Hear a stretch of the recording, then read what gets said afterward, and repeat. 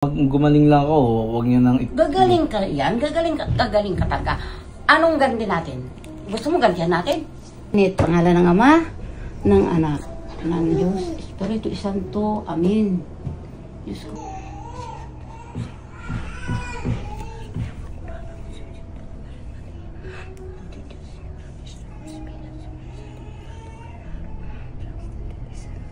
Ayan ang sinasabi ko sa iyo.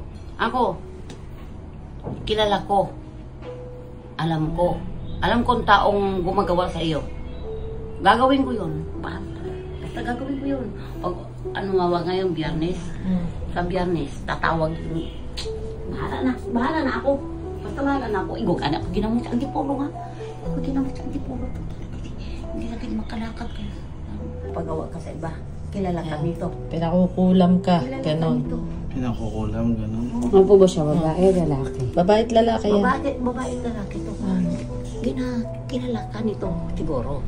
Bakit hindi magagawa nito nila kung hindi ka kilala sa pangalan. Sobrang ingit sa iyo. Yun ang dinawaan ka ng ganyan. Para bumagsak ka.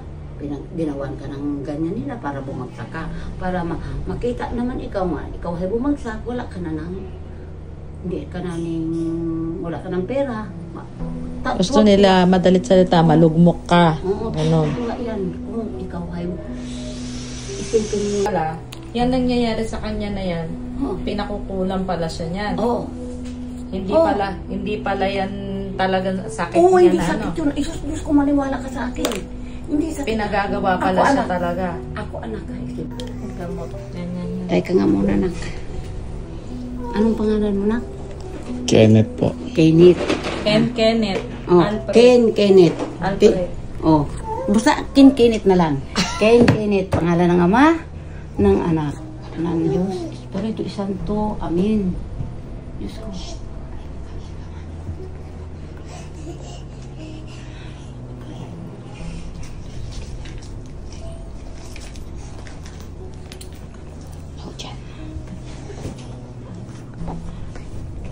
Pangalan ng Ama, ng Anak, ng Diyos, Espiritu Santo, Amen. Sus mag-iisip, patawarin ako ng Panginoon.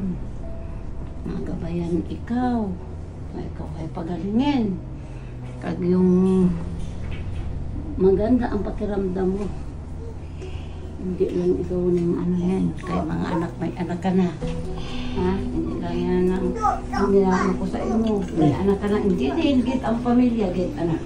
Hindi ka sinasabi ko maganda. Ilang taon ko ngayon. 23 na ako. Ay lalo na yung mga kapatid ko pa. Diyos ko, Panginoon ko.